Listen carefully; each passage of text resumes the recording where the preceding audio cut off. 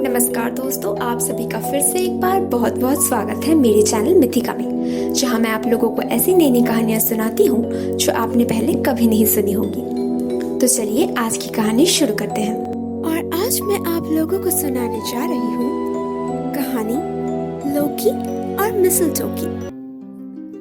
देवी फ्रिग और देवता ओडिन का बेटा बॉल्डोर रोशनी और सच्चाई के देवता थे। उनकी पत्नी का नाम था नान्ना, जो शांति प्रिय थी। बॉल्डोर को उनकी कोमल और शांत स्वभाव के लिए एस्गार्ड में सभी बहुत पसंद करते थे।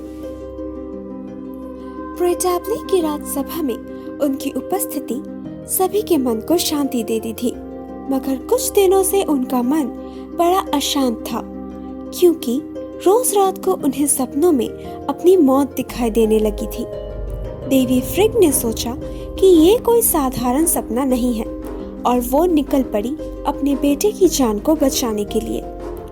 रास्ते में उन्हें जो भी जीवित प्राणी मिला, उन्होंने सबसे बॉल्डोर को कोई नुकसान ना पहुंचाने की विनती की। उनकी ममता को देखकर हर पेड़ पौधा, जीव जंतु, कीड़े मकोड़ों ने उनसे वादा किया कि वो भूल से भी बॉल्डोर को नुकसान नहीं पहुंचाएंगे। देवी फ्रिग प्रेटाब्ले की राजसभा में वापस आ गई और उन्होंने एक दावत दिया। सारे देवताएं वहां आए और मदिरा पीने के कुछ ही देर बाद बॉल्डोर की प्रतिरक्षा शक्ति को परखने लगे। दूर खड़े लोकी ये सब कुछ देख रहे थे।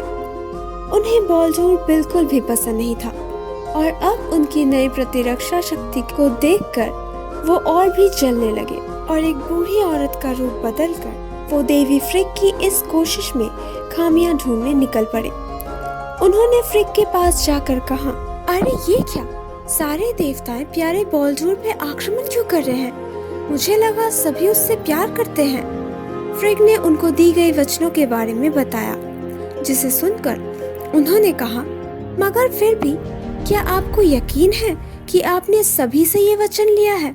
कोई आपसे छूट तो नहीं गया ना? तब उन्होंने कहा कि उन्होंने मिस्टलटो के पौधे से कोई वचन नहीं लिया।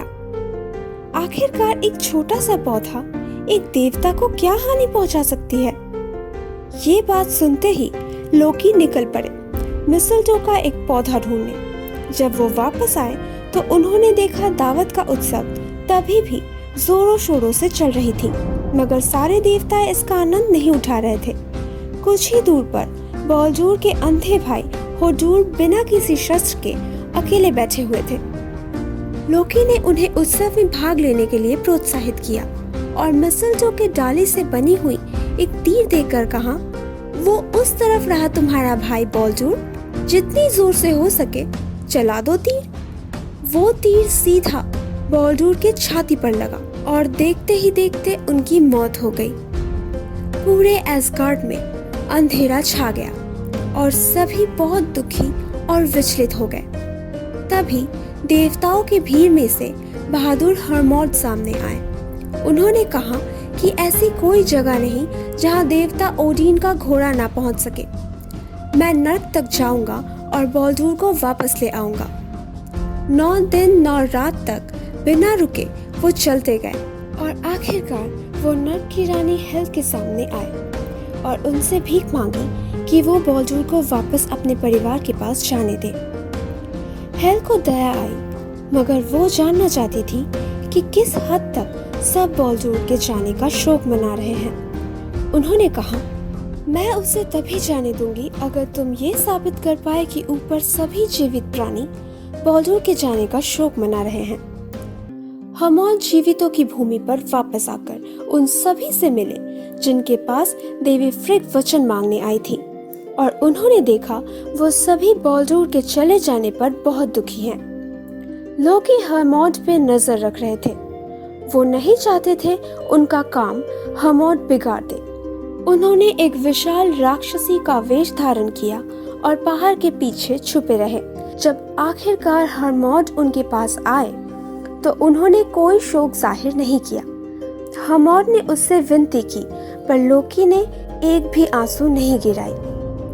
बॉल्डोर को बचाने का ये आखिरी रास्ता भी बंद होते देख हरमोड रो पड़े।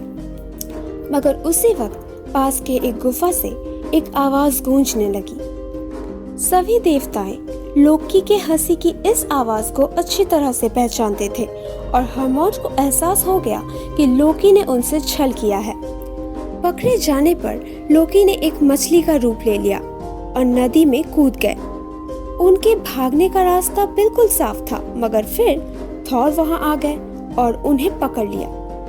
दोनों देवताएं मिलकर उन्हें गुफा के अंदर ले गए और एक जहरीले सांप से बांध दिया।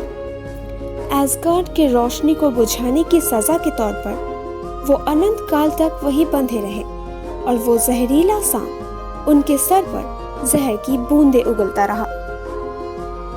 तो दोस्तों, कैसी लगी आप लोगों को आज की कहानी? अगर अच्छी लगी हो तो प्लीज इसे लाइक कर दीजिए। नीचे कमेंट सेक्शन में लिखकर जरूर बताइएगा कि आप लोगों को कैसा लगा।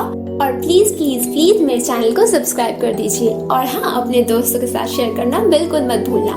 मैं आप लोगों से मिलूंगी अगले हफ्ते एक और नई कहानी के साथ।